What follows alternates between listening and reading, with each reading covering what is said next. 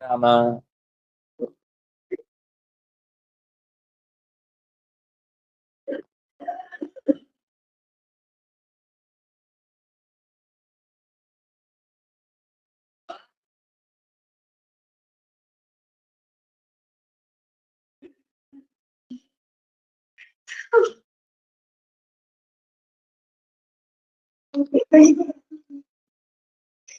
ಭವಿಷ್ಯತಾಂ.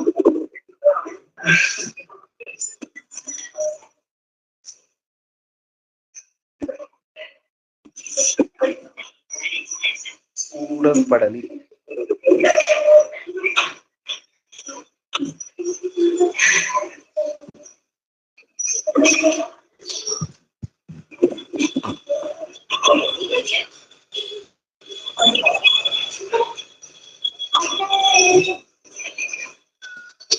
ಓಂ ಜನ್ಮಾದ್ಯಸ್ಯ ಯತೋನ್ಮಯಾದಿತರತಶ್ಚಾರ್ಥೇಶ್ವರಜ್ಞಸ್ವರಾಟ್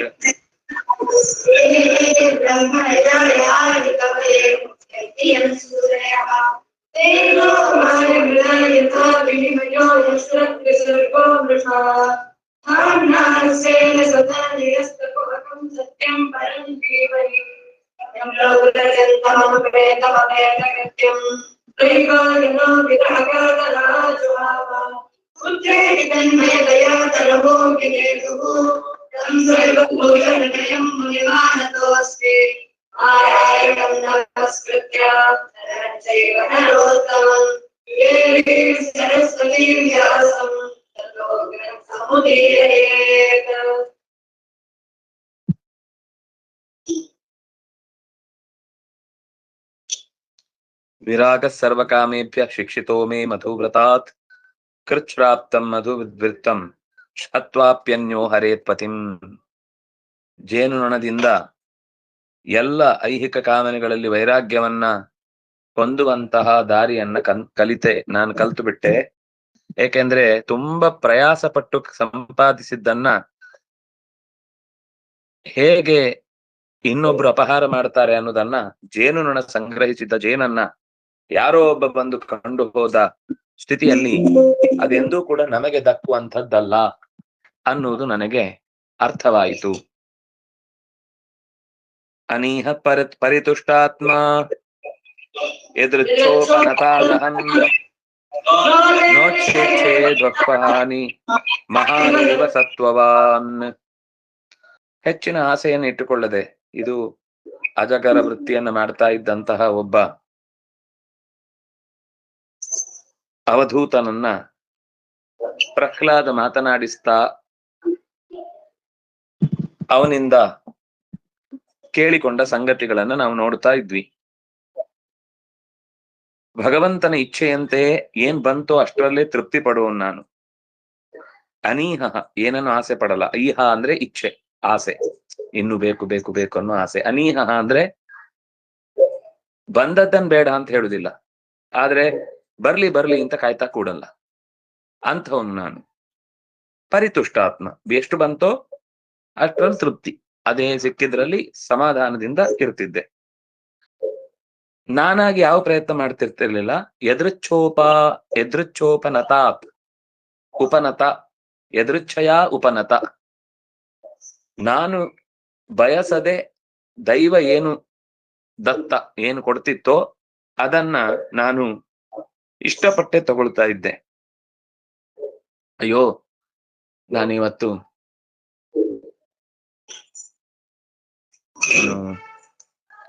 ದೋಸೆ ತಿನ್ಬೇಕು ಅಂತಿದ್ದೆ, ಉಪ್ಪಿಟ್ಟು ಮಾಡ್ಬಿಟ್ರಲ್ಲ.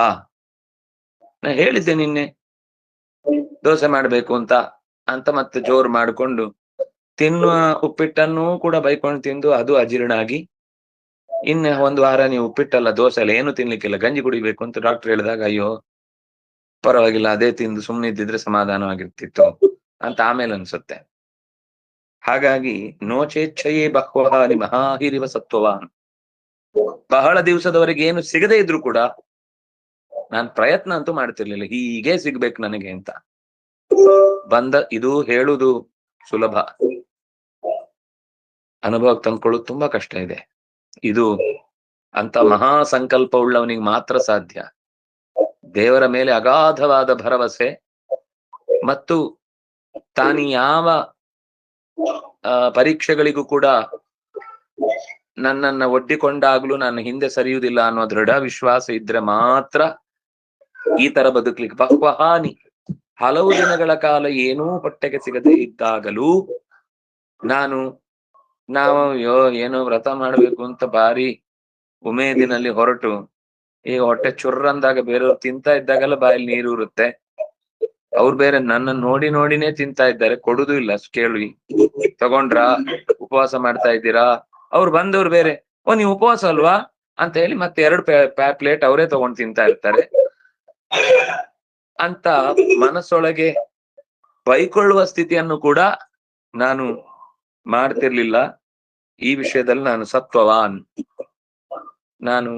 ನನಗೆ ಸಿಗುವಂತದ್ದನ್ನ ಯಾರೂ ತಪ್ಪಿಸ್ಲಿಕ್ಕೆ ಸಾಧ್ಯ ಇಲ್ಲ ಅನ್ನುವ ದೃಢವಾದ ನಿಶ್ಚಯ ನನಗಿದೆ. ಆದ್ರಿಂದಾಗಿ ದೃಢ ನಿರ್ಧಾರ ಮಾಡಿಕೊಂಡೇ ನಾನು ಬದುಕ್ತಾ ಇದ್ದೇನೆ. ಆದ್ರಿಂದಾಗಿ ನಂಗೆ ಅದು ಸಾಧ್ಯ ಆಯ್ತು. ಕ್ವಚಿದಲ್ಪಂ ಕ್ವಚಿತ್ ಭೂರಿ ಭುಜೇನನ್ನಂ ಸಾಧ್ವ ಸಾಧುವ ಕ್ವಚಿತ್ ಭೂರಿ ಗುಣೋಪೇತಂ ಗುಣಹೀನ ಮುತ ಕ್ವಚಿತ್. ಒಂದೊಂದ್ ಸರ್ತಿ ಬರೀ ಒಂದ್ ಹಿಡಿ ಸಿಕ್ತಿತ್ತು, ಇನ್ನೊಂದ್ ಸರ್ತಿ ಇಡೀ ಸಿಕ್ತಿತ್ತು.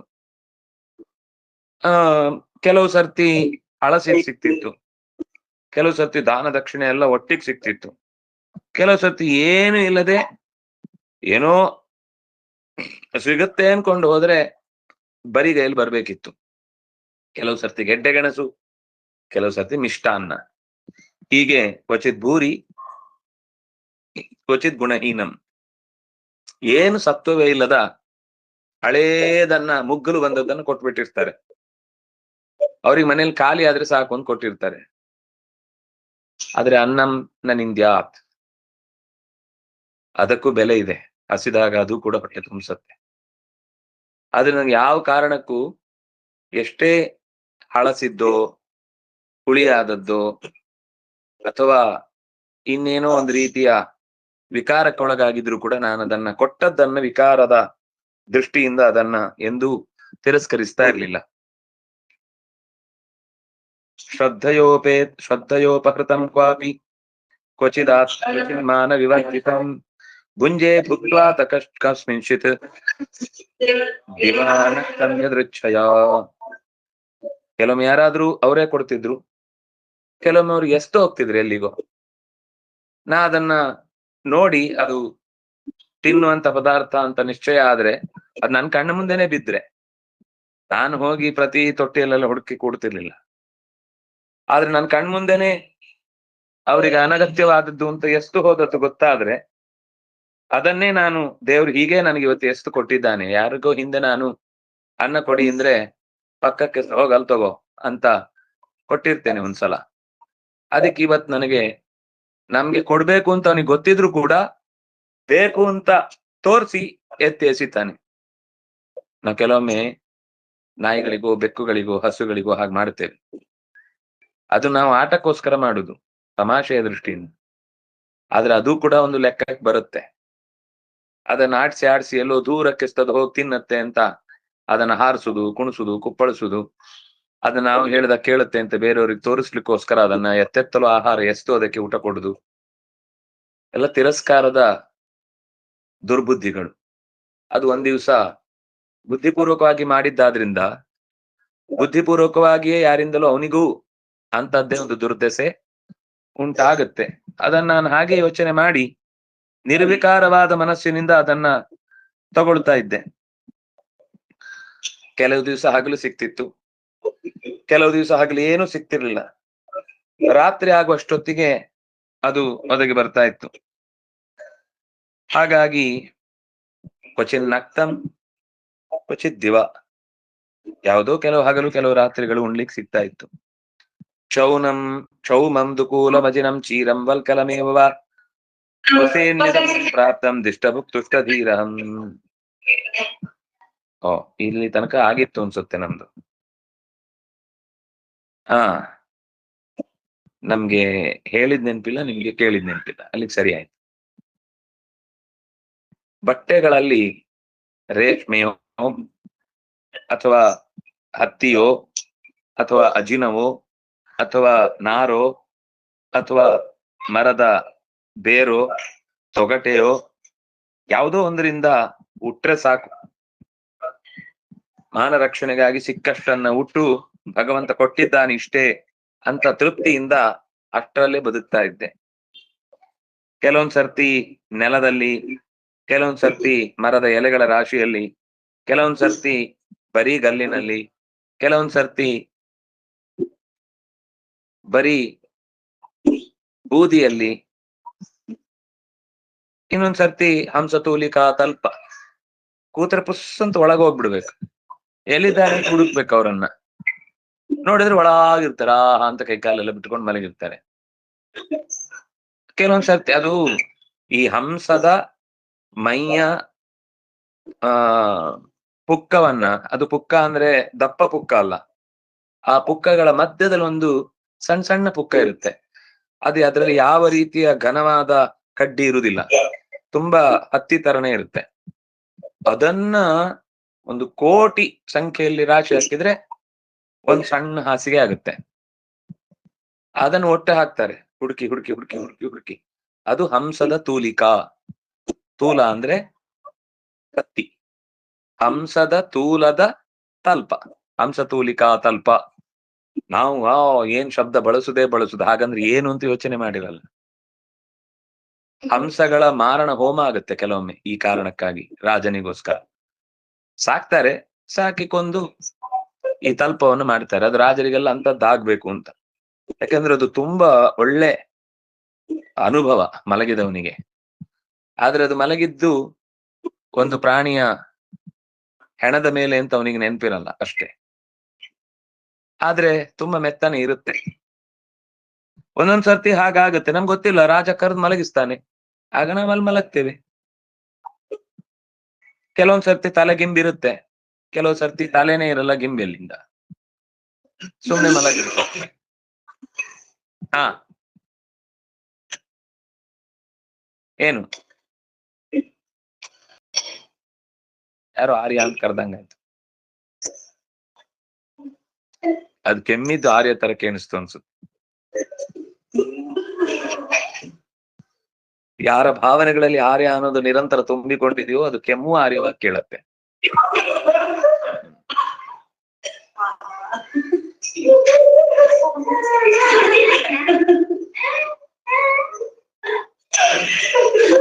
ಯಾರದು ಸೈಕಲ್ಗೆ ಗ್ರೀಸ್ ಕಮ್ಮಿ ಇದ್ದಾಗ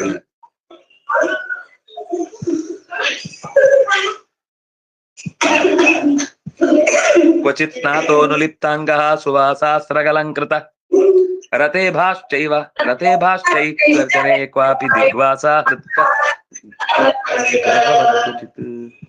ಕೆಲವೊಮ್ಮೆ ಚಂದದ ಅಭ್ಯಂಗದ ಸ್ನಾನ, ಆಮೇಲೇನು ಗಂಧ, ಅತ್ತರು, ಮೆತ್ತನೆಯ ಹೊದಿಕೆ, ಹಾಕೊಳ್ಳಿಕ್ಕೆ ಒಳ್ಳೆ ಬಟ್ಟೆ ಎಲ್ಲ ಸಿಗುತ್ತೆ. ಅಂದ್ರೆ ರತ್ನಹಾರ ಏನು, ಹೂಮಾಲೆ ಏನು, ಕೂತ್ಕೊಳ್ಳಿಕ್ಕೆ ರಥ ಏನು, ಆನೆ ಏನು, ಕುದುರೆ ಏನು, ವಿಹಾರವೋ ವಿಹಾರ. ಕೆಲವೊಮ್ಮೆ ಪಿಶಾಚಿ ತರ ಎಲ್ಲಿದ್ದಾನೆ ಅಂತ ಅವನಿಗೆ ಗೊತ್ತು, ಯಾವುದೋ ಮರಕ್ ನೇತು ಬಿದ್ದಿರ್ತಾನೆ, ಏನು ತಿನ್ಲಿಕ್ಕೆ ಸಿಗ್ತಾ ಇರೋದಿಲ್ಲ. ಕಾದು ಕಾದು ಕಾದು ಕಾದು 10 ದಿವಸ ಬಾವಲಿ ಹಾಗೆ ತಲೆ ಕೆಳಗ್ ಕಾಲ್ ಮೇಲ್ ಮಾಡಿ ಬಿದ್ದಿರುದಷ್ಟೇ. ಕರೆದು ಹಾಕೋರಿಲ್ಲ, ಇವನು ಹುಡ್ಕೊಂಡು ಹೋಗೋ ಸ್ವಭಾವದವನಲ್ಲ, ಪಿಶಾಚಿ ಹಾಗೆ ಬಿದ್ದಿರ್ಬೇಕಾಗುತ್ತೆ. ಅದು ಇತ್ತು ಗ್ರಹವತ್ ಕ್ವಚಿತ್. ಗ್ರಹ ಅಂದ್ರೆ ಪಿಶಾಚಿ ಅಂತ. ಈ ಆಕಾಶಕಾಯವೂ ಹಾಗೆ, ಅದು ಆಕಾಶದಲ್ಲೇ ನೇತಾಡ್ತಾ ಇರುತ್ತೆ, ಆದ್ರಿಂದ ಅದಕ್ಕೆ ಗ್ರಹ ಅಂತ ಹೇಳುದು. ಈ ಪಿಶಾಚಿಯೂ ಹಾಗೆ ಮರದಲ್ಲಿ ನೇತಾಡ್ತಾ ಇರುತ್ತೆ, ಯಾವುದೋ ಒಂದನ್ನ ಹಿಡಿದು ನೇತಾಡ್ತಾ ಇರುತ್ತೆ. ನಾಹಂ ನಿಂದೇನ ಚಸ್ತೌಮಿ ಸ್ವಭಾವ ವಿಷಮಂ ಜನಂ ಏತೇಷಾಂ ಶ್ರೇಯ ಆತ್ಮನಿ.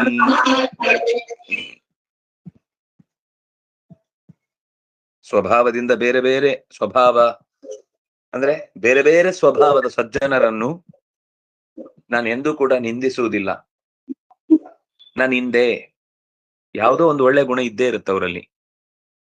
ನಮ್ಗೆ ಅವರಿಂದ ಒಂದು ಕೆಟ್ಟ ಅನುಭವ ಆಗಿರ್ಬಹುದು, ಅಂದ ಮಾತ್ರಕ್ಕೆ ಅವರಲ್ಲಿ ಎಲ್ಲವೂ ನನಗೆ ಇಷ್ಟ ಆಗುವ ಗುಣ ಅಲ್ಲ ಅದು ಅಂತ ಅನ್ನುವ ಕಾರಣಕ್ಕೆ ಉಳಿದ ಗುಣಗಳನ್ನೆಲ್ಲ ತಿರಸ್ಕರಿಸಿ ಕೇವಲ ನಿಂದಿಸುವುದೇ ಒಂದು ದೊಡ್ಡ ಸಾಧನೆ ಅನ್ನುವ ಹಾಗೆ.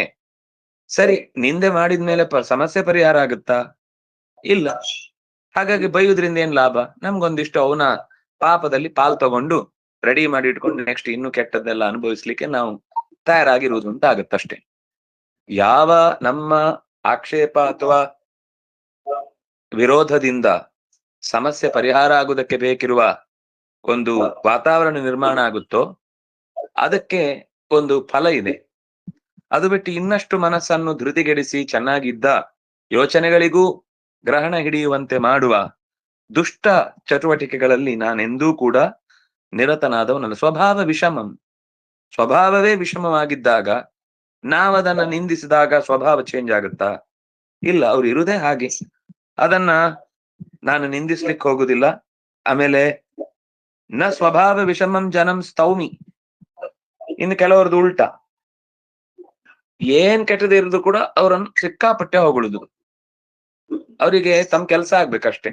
ಅದು ಏನು ಒಳ್ಳೆ ಗುಣ ಏನಲ್ಲ, ಆದ್ರೂ ಅದನ್ನು ಒಳ್ಳೆ ಗುಣದ ಹಾಗೆ ಪ್ರಚಾರ ಮಾಡಿ ತಾನು ಭಾರಿ ಪರಗುಣಗಳನ್ನ ತುಂಬಾ ವಿಶೇಷವಾಗಿ ಗುರುತಿಸಿ ಹೇಳುವವನು ಅನ್ನುವ ರೀತಿಯಲ್ಲಿ ಕಾಯಿ ತೆಗೆದ್ರೆ ಹೊಗಳ್ತಾ ಇರ್ತಾರೆ. ಅವ್ರು ಎದುರುಗಡೆ ಹೋಗ್ಲಿಕ್ಕೆ ಭಯ ಆಗುತ್ತೆ. ಚಿನ್ನದ ಚೂಲು ಹಿಡ್ಕೊಂಡೇ ಕಾಯ್ತಿರ್ತಾರೆ, ಎಲ್ಲಿ ಚುಚ್ಚಿ ಬಿಡ್ತಾರೋ ಅಂತ ಭಯ. ಅಂತ ದುಷ್ಟ ಕೆಲಸವನ್ನು ನಾನು ಮಾಡಲ್ಲ.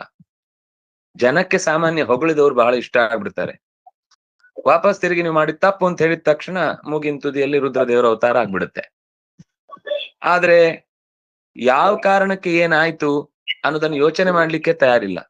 ಒಬ್ಬ ಕವಿ ಹೇಳುವ ಮಾತು, ನಿನ್ಗೆ ನಿನ್ನನ್ನು ಆಕ್ಷೇಪ ಮಾಡ್ತಾನೆ ಅಂದ್ರೆ ಅವನನ್ನ ಹತ್ರ ಇಟ್ಕೋ. ನಿನ್ನನ್ನು ಎಲ್ಲಾ ಕಾರಣಕ್ಕೂ ನೀನ್ ಇಂದ್ರ ನೀನ್ ಚಂದ್ರ ಅಂತ ಜೈ ಜೈ ಅಂತ ನಿನಗೆ ಉದ್ಘೋಷ ಮಾಡ್ತಾ ಇದ್ದಾನೆ ಅಂದ್ರೆ ಅವನ್ ಸ್ವಲ್ಪ ಜಾಗ್ರತೆಯಿಂದ ದೂರ ಇಡು. ಅವ್ನು ನಿಜವಾದ ಅಭಿಮಾನದಿಂದ ಹೇಳ್ತಾನೆ ಅಂದ್ರೆ ಒಂದ್ಸಲ ಎರಡ್ ಸಲ ಹೇಳ್ತಾನೆ, ಸಿಕ್ತಾಗೆಲ್ಲ ಅದೇ ಹೇಳ್ತಾ ಇದ್ದಾನೆ ಅಂದ್ರೆ ಏನೋ ಇದೆ ನಿನಗೆ, ಕಾದಿದೆ ಚಿನ್ನದ ಶೂಲ ಅಥವಾ ಚಿನ್ನದ ಉರುಳು. ಆದ್ರಿಂದಾಗಿ ನಾನು ಅಂತ ಹೊಗಳಿಕೆಗಾಗ್ಲಿ ತೆಗಳಿಕೆಗಾಗ್ಲಿ ಕಾಯುವವನು ಅಲ್ಲ, ಮಾಡುವವನು ಅಲ್ಲ. ಏತೇಷಾಂ ಶ್ರೇಯ ಆಶಾಸೆ, ನಾನು ಎಲ್ರಿಗೂ ಒಳ್ಳೇದಾಗ್ಲಿ ಅಂತಾನೆ ಯೋಚನೆ ಮಾಡ್ತೇನೆ. ಆದ್ರೆ ಏನದು ಒಳ್ಳೆಯವರು ಅಂದ್ರೆ ಒಳ್ಳೆಯವ್ರಿಗೆ ಒಳ್ಳೇದಾಗ್ಲಿ ಅಂತ. ಎಲ್ರಿಗೂ ಒಳ್ಳೇದಾಗ್ಲಿ ಅಂತ ಹೇಳುವುದು ಮೇಲ್ನೋಟಕ್ಕೆ ಹೌದು, ಅದರ ಅಂತರಾರ್ಥ ಏನು ಅಂದ್ರೆ ಒಳ್ಳೆತನ ಉಂಟು, ಒಳ್ಳೆತನದಿಂದ ಬದುಕಿದವರಿಗೆ ಕೆಟ್ಟದಾಗದೇ ಇರ್ಲಿ ಅಂತ ಅರ್ಥ.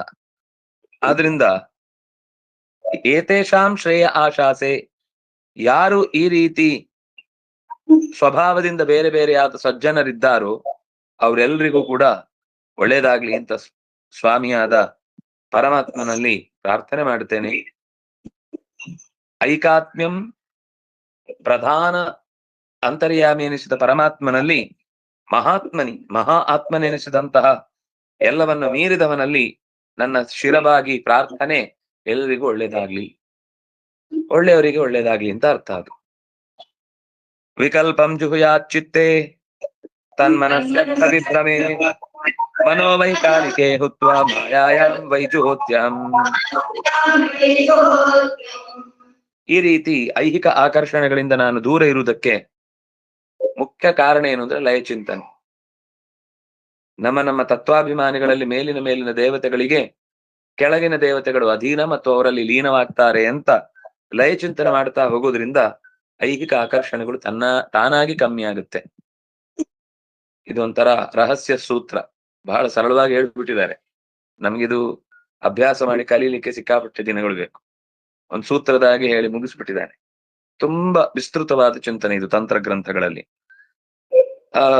ನಾನು ಈ ಲಯ ಚಿಂತನೆ ಮಾಡುವುದೇ ನನಗೆ ಮುಖ್ಯ ಕಾರಣ.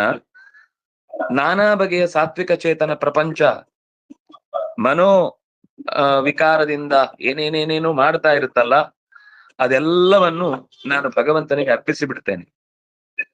ಅದರ ಒಂದು ಸೂಕ್ಷ್ಮವಾದ ಅಂಶವನ್ನ ಇಲ್ಲಿ ಹೇಳುವುದಾದ್ರೆ,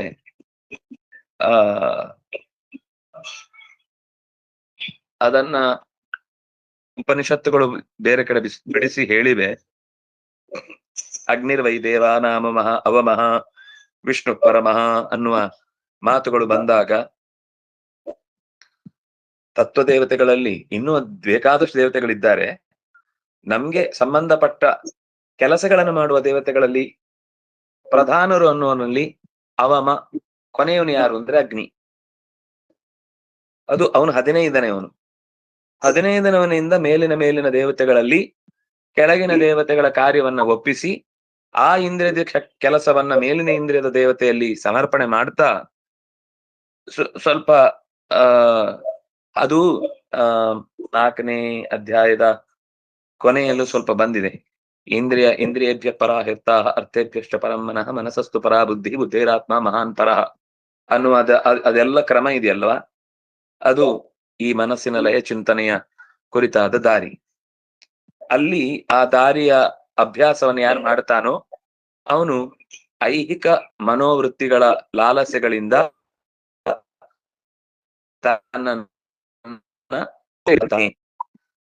ಆತ್ಮಾನುಭೂತೌ ತಾಂ ಮಾಯಾಂ ಜುಹುಯಾತ್ ಸತ್ಯ ದೃಂಗ್ಮುನಿ ತಥೋ ನಿರೀಹೋ ವಿರಮೇ ಸ್ವಾನುಭೂತ್ಯಾತ್ಮನಿಷ್ಠಿತ. ಆ ಬ್ರಹ್ಮನನ್ನು ನಿರಂತರ ಚಿಂತಿಸ್ತಾ ಅವನಲ್ಲಿ ನಿರಂತರವಾಗಿ ತನ್ನನ್ನು ಅರ್ಪಿಸಿಕೊಂಡ ಮಹಾಲಕ್ಷ್ಮಿ ನಮಗೂ ಕೂಡ ಪರಮಾತ್ಮನಲ್ಲಿ ವಿಶೇಷವಾದ ಅನುಭವ ಬರ್ಲಿಕ್ಕೆ ಬೇಕಾದ ಬಲವನ್ನು ತುಂಬುತ್ತಾಳೆ. ಷಡ್ವರ್ಗ ನಿಗ್ರಹ ನಿರಸ್ತ ಸಮಸ್ತ ದೋಷಾಧ್ಯಾಯಂತಿ ವಿಷ್ಣು ಋಷಯೋ ಯದಪಾಂಗಲೇಶಂ ಆಶ್ರಿತ್ಯ ವಿಶ್ವವಿಜಯಂ ವಿದಧಾತ್ಯ ಚಿಂತ್ಯಾ ಶ್ರೀರ್ಯತ್ ಕಟಾಕ್ಷ ಬಲವತ್ಯಜಿತನ್ನಮಾಮಿ ಅಂತ ಒಂದು ಸ್ತೋತ್ರದಲ್ಲಿ ಲಕ್ಷ್ಮಿಯನ್ನ ಪ್ರಾರ್ಥನೆ ಮಾಡುವ ಹೊತ್ತಿನಲ್ಲಿ ಹೇಳುವಂಥದ್ದು, ಯಾರು ಮುನಿಗಳು ಷಡ್ವರ್ಗವನ್ನ ನಿಗ್ರಹ ಮಾಡುವುದಕ್ಕೆ ಲಕ್ಷ್ಮಿಯಿಂದ ಅನುಗ್ರಹವನ್ನ ಪಡೆದು ಭಗವಂತನಲ್ಲಿ ಅನಂತ ಭಕ್ತಿಯನ್ನು, ಲೋಕದಲ್ಲಿ ಬೇಡವಾದ ವಸ್ತುಗಳಲ್ಲಿ ವಿರಕ್ತಿಯನ್ನು ಹೊಂದಿ ಅತ್ಯಂತ ಆನಂದದ ಹೆಚ್ಚಳವನ್ನ ಅನುಭವಿಸುವಂತೆ ಮಾಡ್ಲಿಕ್ಕೆ ಕಾರಣಳಾದ ಆ ತಾಯಿಯೂ ಕೂಡ ಯಾರ ಕಡೆಗಣ್ಣ ನೋಟಕ್ಕೆ ಮಣಿದು ತನ್ನನ್ನು ಒಪ್ಪಿಸಿಕೊಳ್ತಾಳೋ ಅಂತಹ ಲಕ್ಷ್ಮಿಗೆ ನನ್ನ ನಮಸ್ಕಾರ ಅನ್ನುವ ಮಾತಿನ ಜೊತೆಗೆ ಅದರ ವಿವರಣೆ ಇದೆ. ಅಲ್ಲಿ ಈ ಮುನಿಗಳಿಗೆ ಬೇಕಿರುವ ಆತ್ಮ ನಿರ್ಭರತೆ ಮತ್ತು ಷಡ್ವರ್ಗ ನಿಗ್ರಹಗಳ ಆತ್ಮಶಕ್ತಿ ಇದನ್ನು ಒದಗಿಸುವವಳು ಒಳಗಿನಿಂದ ಲಕ್ಷ್ಮೀದೇವಿಯ ರೂಪ ಅನ್ನುವುದನ್ನ 12ನೆಯ ಅಧ್ಯಾಯದಲ್ಲೂ ಆ ಮಾತುಗಳು ನಿರೂಪಣೆಗೊಂಡಿದೆ. ಅದನ್ನ ಆ ಸ್ವಾನುಭವವನ್ನ ಅಂದ್ರೆ ಪರಮಾತ್ಮನ ಅನುಭವವನ್ನ ಕೊಡ್ಲಿಕ್ಕೆ ಅತ್ಯಂತ ಹತ್ತಿರದಲ್ಲಿದ್ದು ನಮಗೆ ಸಹಾಯ ಮಾಡೋಳು ಲಕ್ಷ್ಮಿ. ಅವಳು ಸಹಾಯ ಮಾಡಿದ್ರೆ ಮಾತ್ರ ಲಕ್ಷ್ಮ ಅಂದ್ರೆ ಚಿಹ್ನೆ, ಲಕ್ಷ್ಮಿ ಅಂದ್ರೆ ಅವನು ಯಾರು ಅಂತ ಚಿಹ್ನೆ ಮಾಡಿ ತೋರಿಸುವವಳು. ತಾಯಿ ಅಲ್ವಾ ಅಪ್ಪ ಯಾರು ಅಂತ ಹೇಳುದು. ಅಪ್ಪನಿಗೆ ಹೇಳಲಿಕ್ಕೆ ಆಗುದಿಲ್ಲ, ಅಪ್ಪ ಹೇಳಿದ್ರೆ ನಂಬ್ಲಿಕ್ಕೆ ಆಗುದಿಲ್ಲ. ಅಮ್ಮ ಹೇಳಿದ್ರೆ ಮಾತ್ರ ಇವನೇ ನಿಮ್ಮಪ್ಪ ಅಂತ ಹೇಳಿದ್ರೆ ಗೊತ್ತಾಗುತ್ತೆ. ಅವಳು ಲಕ್ಷ್ಮಿ ಯಾಕೆ ಅಂದ್ರೆ ಇವನೇ ನಿಮ್ಮಪ್ಪ ಅಂತ ಲಕ್ಷ್ಮ ಗುರುತು ಹೇಳಿ ಕೊಡೋಳಾದ್ರಿಂದ ಅವಳು ಲಕ್ಷ್ಮಿ. ಇನ್ನೊಂದು ಕಡೆಯಿಂದ ಲಕ್ಷ್ಮ ಅಂದ್ರೆ ಲಕ್ಷಣ ಅಂದ್ರೆ ಏನಂತೇವೆ ಪರಿಪೂರ್ಣತೆಯ ಷಡ್ವಿಂಶತಿ ಏನು ದ್ವಾತ್ರಿಂಶಲ್ ಲಕ್ಷಣಗಳು ಅಂತ ತಂತ್ರಗಳಲ್ಲಿ ಬಹಳ ಪರಿಪೂರ್ಣತೆಯ ಸಂಕೇತ ಅನ್ನುವ ದೃಷ್ಟಿಯಿಂದ ಹೇಳ್ತಾರೆ. ಅದು ಭಗವಂತನಲ್ಲಿ ಇದೆ ಅಂತ ಸರಿಯಾಗಿ ಅರಿವು ಬರುವಂತೆ ತೋರಿಸಿಕೊಡುವವಳು ಆ ಲಕ್ಷ್ಮವನ್ನ ಅಭ್ಯಾಸ ಮಾಡಿಸೋಳು ಅವಳಾದ್ರಿಂದಾಗಿ ಅವಳಿಗೆ ಲಕ್ಷ್ಮೀ ಅಂತ ಹೆಸರು. ಇಂತಹ ಸ್ವಾನುಭೂತ್ಯಾತ್ಮನಿ ಸ್ಥಿತ, ಬಾಹ್ಯ ಆಕರ್ಷಣೆಯಿಂದ ದೂರವಿದ್ದು ಬಾಹ್ಯ ಕೃತ್ಯಗಳಿಂದ ನಿವೃತ್ತನಾಗಿ ಅಪರೋಕ್ಷ ಪಡೆಯುವುದಕ್ಕೆ, ಭಗವಂತನಲ್ಲಿ ಮನಸ್ಸಿಟ್ಟು ಆತನನ್ನ ಹೊಂದುವುದಕ್ಕೆ ಲಕುಮಿಯ ಚಿಂತನೆಯನ್ನು ನಾವು ನಿರಂತರ ಭಗವಂತನ ಹತ್ತಿರ ಇದ್ದಾಳೆ ಅಂತ ಚಿಂತಿಸಬೇಕು. ಇದು ತುಂಬಾ ಸುಂದರವಾದ ಸಂಗತಿ. ಯಾಕೆ ಯಾವಾಗ್ಲೂ ನಾವು ಸ್ತ್ರೀ ರೂಪದ ಜೊತೆಗೆ ದೇವತೆಗಳನ್ನು ಚಿಂತಿಸುವುದು ಅಂತಂದ್ರೆ, ಆ ದೇವತೆಗಳಿಂದ ಲಭ್ಯವಾಗುವಂತಹ ಯಾವುದೇ ವರ ಇದ್ರೂ ಕೂಡ ಅವರು ಜೋಡಿಯಾಗಿಯೇ ಕೊಡುದು.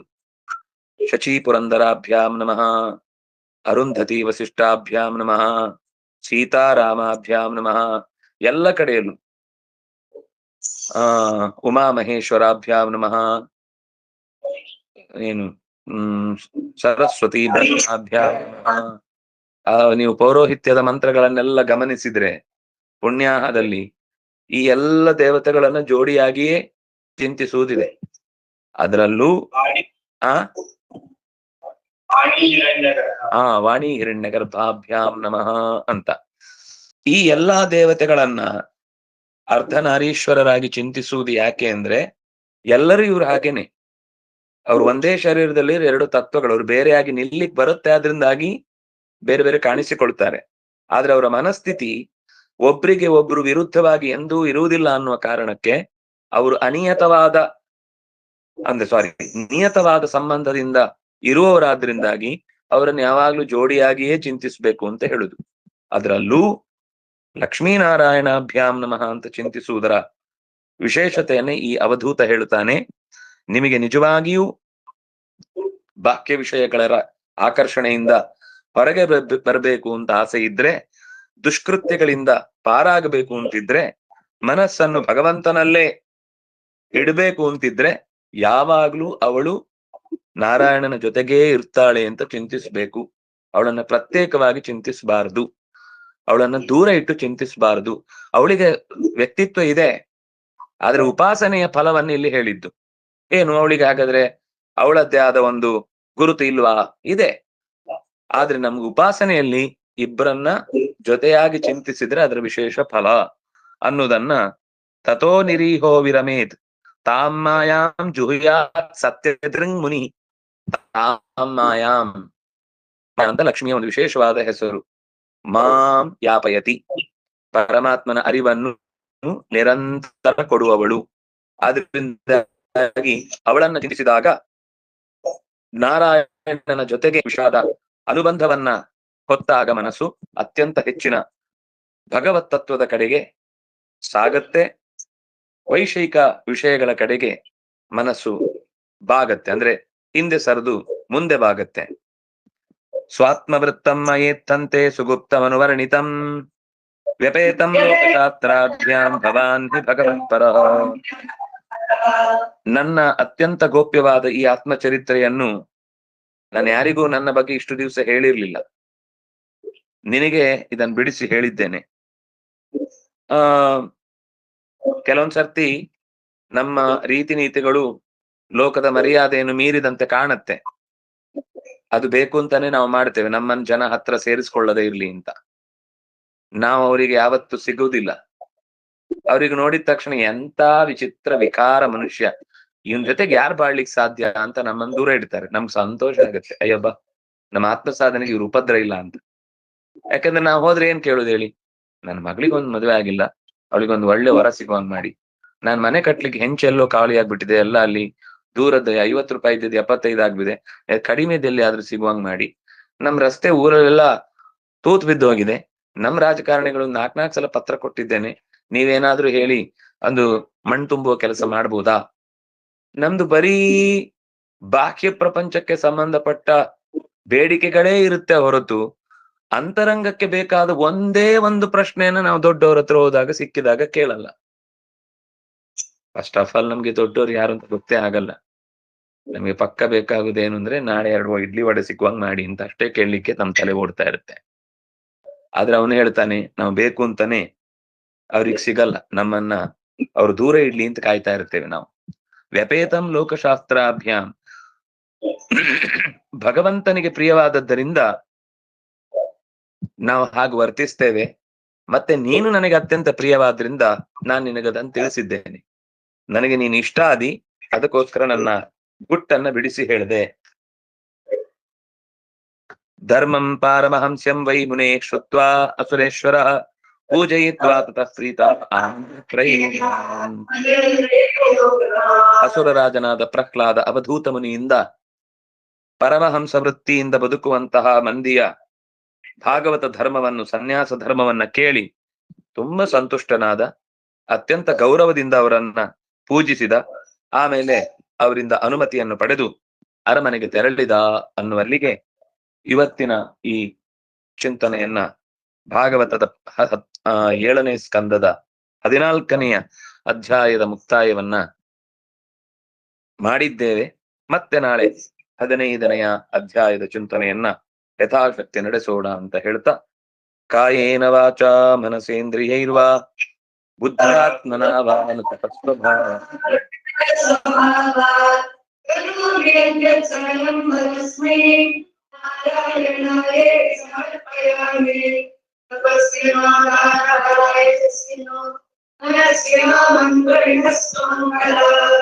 क्षेमं न विन्दन्ति विनायकर्पणं तस्मै सुभद्रश्रवसे नमो नमः ब्रह्मार्पणं ब्रह्मादि ब्रह्माग्नौ ब्रह्मणाहुतं ब्रह्मैव तेन गन्तव्यम् ब्रह्म कर्म समाधिनः सर्वे भवन्तु सुखिनः सर्वे सन्तु निरामयाः सर्वे भद्राणि पश्यन्तु मा कश्चित् दुःखभाग् भवेत् धर्मस्य विजयो भूयात् अधर्मस्य वधो भवेत् सद्भावना प्राणभृता भूयात् विश्वस्य मङ्गलम्। श्री कृष्ण।